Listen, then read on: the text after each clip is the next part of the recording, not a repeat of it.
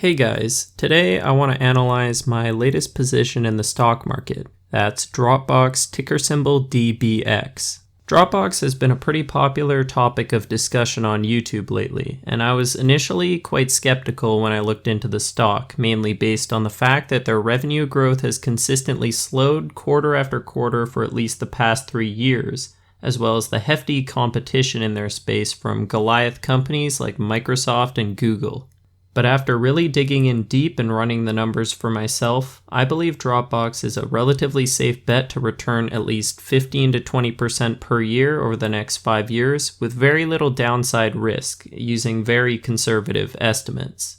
In this video, I'm going to do an in-depth analysis of both the fundamentals and financials of the company, as well as the most important risk factors and why I think they can still succeed in such a highly competitive space. Don't forget to leave a like and subscribe if you get some value out of the video today. I really appreciate all the support you guys have been giving me on my videos lately. Now without further ado, let's get into it.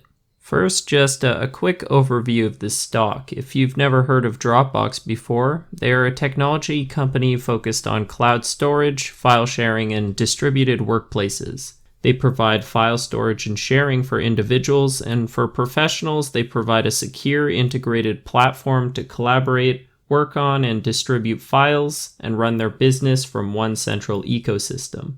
This includes integration with many popular apps like Slack, Zoom, and Google Drive, etc., as well as their own in-suite set of applications. Dropbox is a pretty new company on the stock market, only going public in March of 2018, but they were actually founded in 2007 and have established a large user base of over 600 million users. Now, if we take a look at Dropbox stats, at first glance they appear quite undervalued, currently trading at a market cap of around 8 billion, giving them a forward PE of around 20 and a price to sales of 4.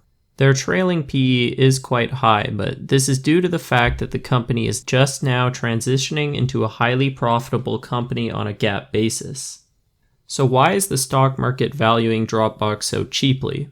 Now, considering the current market environment, with everything growth priced to perfection and stocks like Zoom and Slack trading at price to sales ratios of 62 and 32 respectively, why is Dropbox seemingly so unloved? There are two extremely important factors that have to be addressed before we analyze this stock further.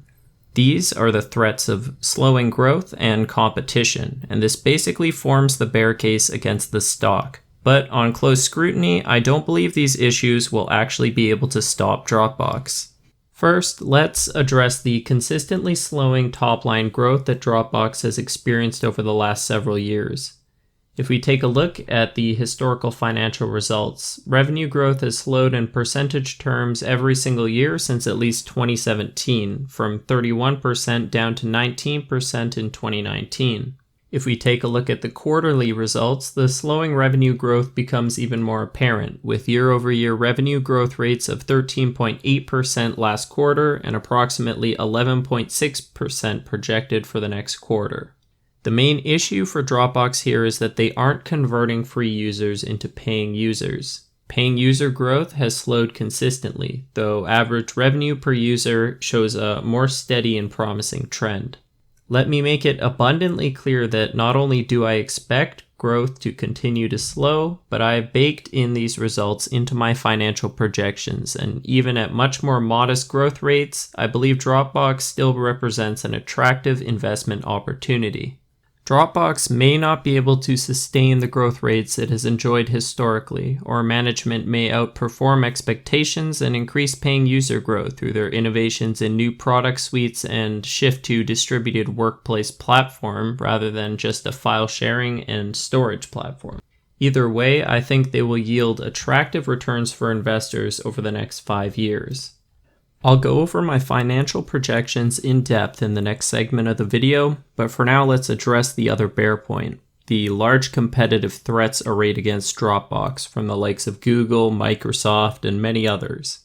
There is no doubt that the cloud storage space is highly competitive and becoming commoditized so that the least expensive option will always become the most attractive.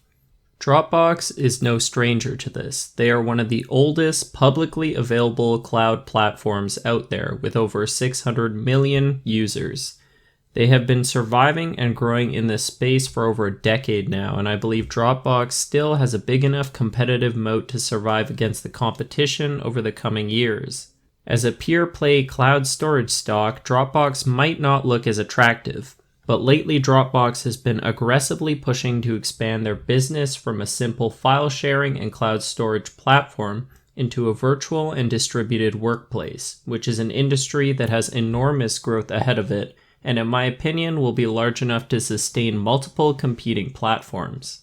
In 2019, they acquired the e-signature platform HelloSign, which is the second biggest player in that space after only DocuSign, which is a company valued at over $40 billion. Remember, the entirety of Dropbox is currently worth around $8 billion, and that includes their entire cloud platform and HelloSign. Dropbox already presents a unique, very open ecosystem, allowing integration with tons of third-party apps, but they are taking it a step further by developing their new product focused on project management and collaboration, Dropbox Spaces, which is currently in closed beta and should be publicly available by spring of 2021.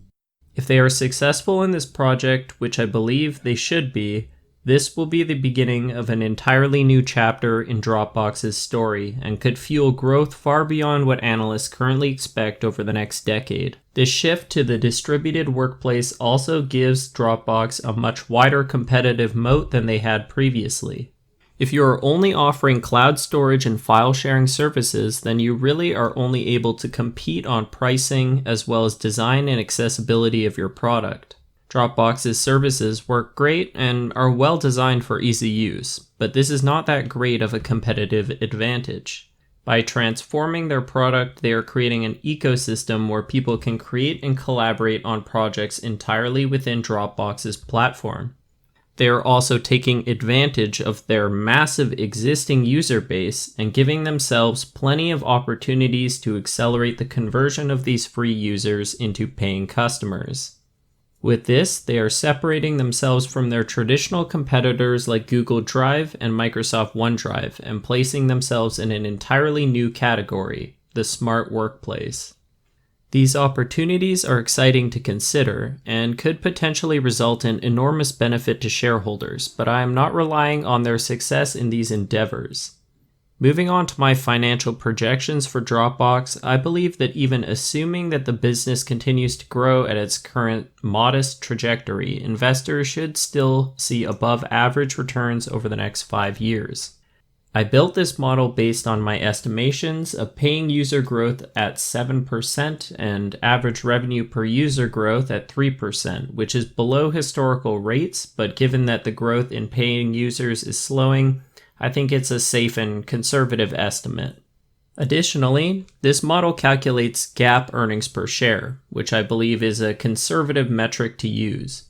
If I were to build a similar model based instead on free cash flow, for example, it would likely show that Dropbox is much more undervalued. My initial revenue number is based on my expectations for paying users and ARPU over the next 12 months and assumes about $205 million of revenue over the next 12 months, which would put the year-over-year growth rate at 5.3%, far below analysts' expectations for even full year 2021. Based on this model, Dropbox will be doing approximately $750 million of net income 5 years from now. I am using the most recent numbers for diluted shares outstanding from their third quarter 2020 earnings report for all of my EPS calculations, as I believe that shares outstanding will remain relatively flat over the next 5 years.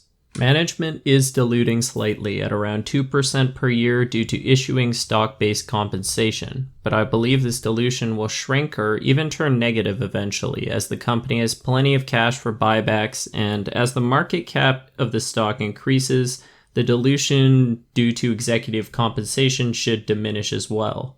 So, using 419.9 million shares as our base, that would mean Dropbox should be earning around $1.80 per share in 5 years, giving them a PE ratio around 11.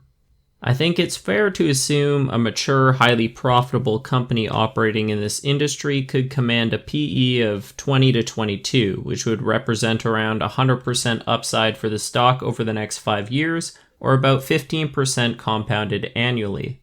This analysis personally gives me a lot of confidence that even if Dropbox fails to execute on their new strategies and their growth continues to decelerate, they should still offer returns in excess of the broader market.